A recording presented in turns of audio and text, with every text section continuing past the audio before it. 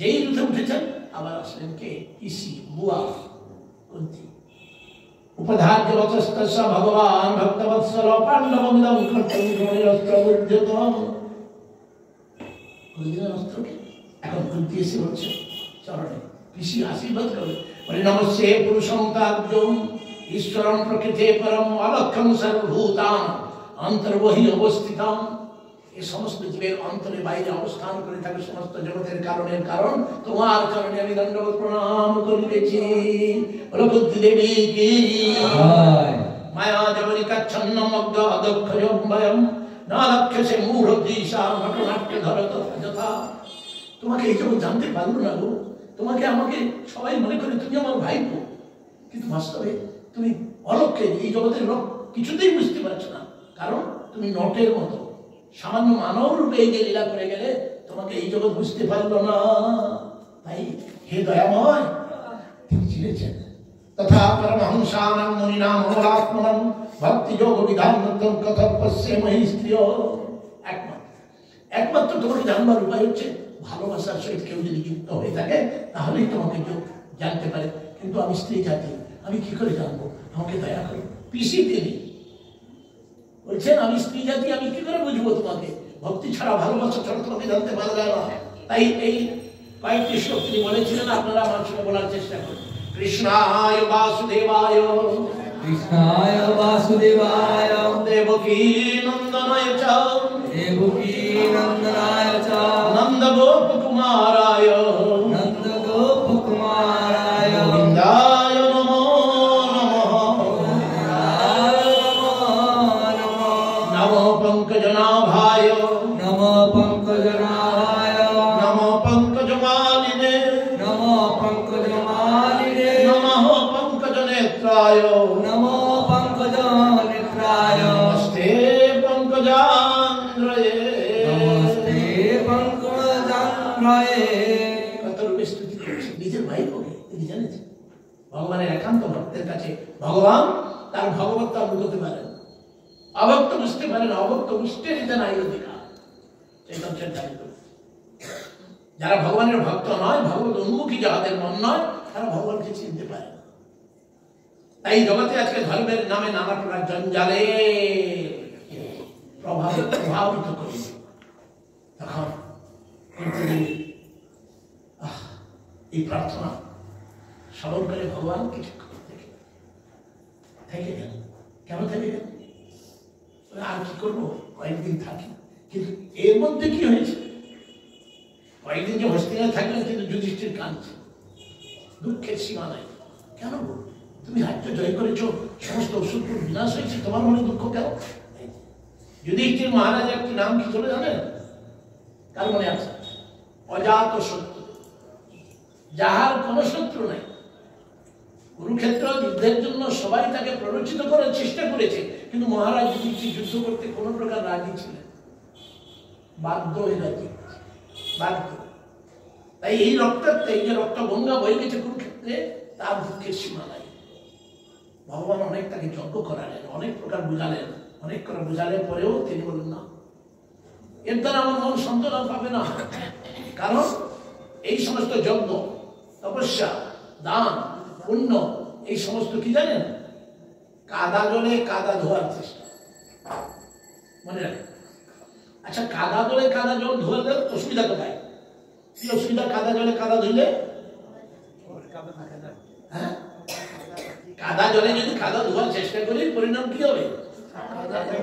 কাদা ধুয়ে যাবে, কিন্তু কাদা জলের স্পটটি ধুবে না। বুঝলেন? তাই এই জগতে কোনো প্রায়শ্চিত্ত নেই পাপ থেকে মুক্ত হওয়া। একমাত্র কলিযুগে পাপ থেকে মুক্ত হওয়ার কি উপায়? সর্বমহা প্রায়শ্চিত্ত, যে প্রভুর নাম, সর্বমহা প্রায়শ্চিত্ত, যে প্রভুর নাম,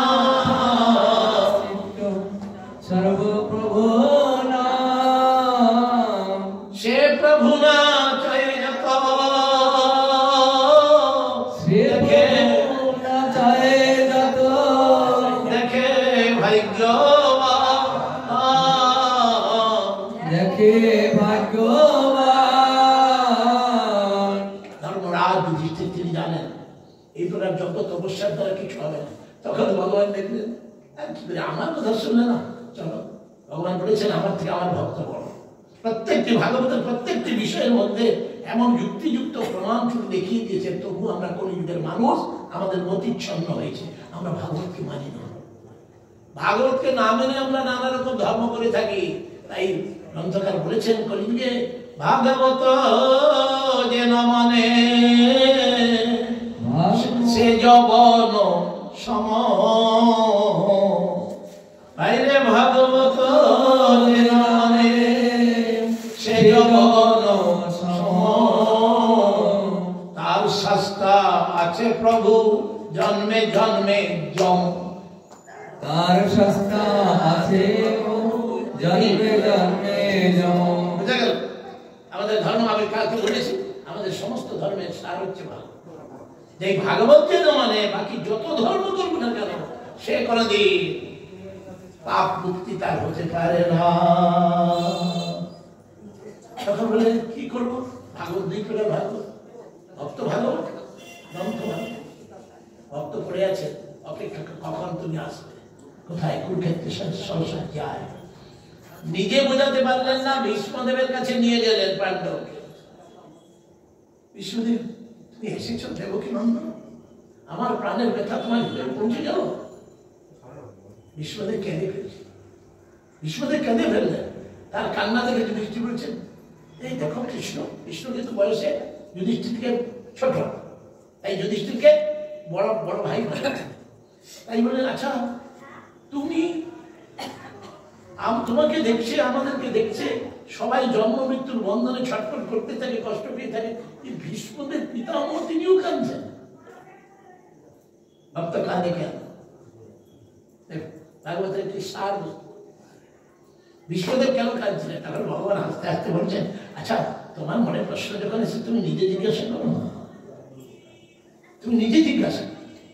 বলে পিতামহ আপনি কাঁদছেন? বলে জানো আমার কান্নার কারণ কি? আমার কান্নার একমাত্র কারণ এই পঞ্চ পাণ্ডব জন্মাবধি তোমার আশ্রয় আছে, তুমি সদা সর্বদা তাদেরকে সুরক্ষা রেখে রেখেছ, কিন্তু তাদের দুঃখের সীমাই নেই। তোমার আশ্রয় থেকে যদি তাদের দুঃখের সীমা নাই, তাহলে এই দুঃখ, তাদের দুঃখের কথা চিন্তা করে আমি কাঁদতেছি। সাধু কিছুক্ষণ আগে বলেছে সাধু কেন কাঁদে? এই জগৎ কাঁদে কেন? অসৎ বস্তুর আকর্ষণ। এই জগৎ কাঁদে না, কান্নার নাটক করে। এই জগৎ কাঁদতে জানে না, এই জগৎ বিরহ অনুভব করতে জানে না। কিরকম? বাহ, বিরহ অনুভব করতে জানে না। ঘরে মরে গেল একটা, কিছুক্ষণ সুর কেনে গেল গো, কোথায় গেল গো, আমাদের কেঁদে গেল, আমাদের কেঁদে আমার খাওয়া পরে কিছুক্ষণ পরে এই তাকে নিয়ে যাবে। সারা জীবন বলছিলে কে খাওয়াবে কে খাওয়াবে, আধা ঘন্টার মধ্যে তাকে বের করে নিয়ে যাও, আমি গোবর জল ছিটাবো। এই জগৎ বিরহ জানে না। বিরহ হয় ভগবান এবং ভক্তের না। যিনি আমার নিত্য রক্ষা করতে, তার বিরহ ছড়ায়। বিরহ আর জগৎ মাঝে আছে কি? হ্যাঁ, তাই ভীষ্মদের কান্না দেখে অবাক স্তব্ধ যুধিষ্ঠির। তখন নানা প্রকার প্রশ্ন করলেন। ভীষ্মদেব বলছি যাকে নিয়ে এসেছো আমার কাছে প্রশ্ন। ভগবান বললেন দেখো আপনি অনুভবী, আমি তো শাস্ত্রের মধ্যে লিখে দিয়েছি, কিন্তু সেটাকে শাস্ত্রকে মন্থন দিয়ে করে থাকে, সেই বাস্তবে ধর্মের রহস্য জানে। তাই ভীষ্মদেব তাকে রাজধর্ম, ন্যায় ধর্ম, প্রজা ধর্ম, প্রজা পালন ধর্ম সমস্ত কিছু। সেই উত্তরায়ণ আসলো, ভীষ্মের আর আমাকে বাড়ি যেতে হবে। উত্তরায়ণ আসলো, ভীষ্মদেব ভগবানের যে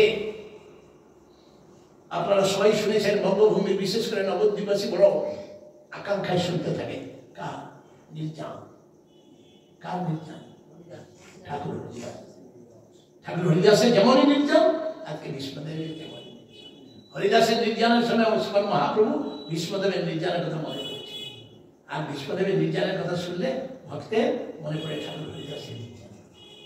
হরিদাস ঠাকুর বলেছিলেন হৃদয়ে ধরিব তব কমল চরণ, নয়নে হেরিব তব চন্দ্র বদন, জিহ্বায় স্ফুরিবে তব চৈতন্য নাম, শ্রীকৃষ্ণ চৈতন্য নাম, এই মোর ইচ্ছাময়ী ছাড়িব পরম।